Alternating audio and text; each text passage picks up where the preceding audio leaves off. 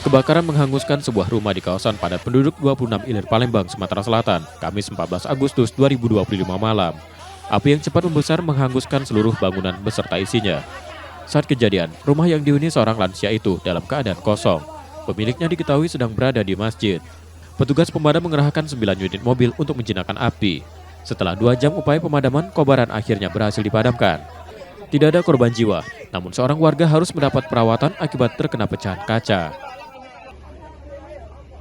Sementara baru kami ketahui satu rumah untuk korban, diinformasi dari masyarakat saat ini tidak ada korban jiwa di lokasi tersebut karena informasinya yang bersangkutan sedang pergi beribadah karena kejadian diduga pukul 18 kacamata. Masih belum dapat diketahui untuk dugaan penyebab kebakaran tersebut. Untuk di TKP, untuk satu keluarga yang menghuninya. Rumah itu jenis apa, Bang? Rumah huni kalau untuk jenisnya, rumah tinggal. Untuk tadi sudah sempat didinginkan oleh PBK ketika datang, langsung mengantisipasi supaya tidak menyebar kebakaran tersebut. Untuk saat ini belum ada korban jiwa.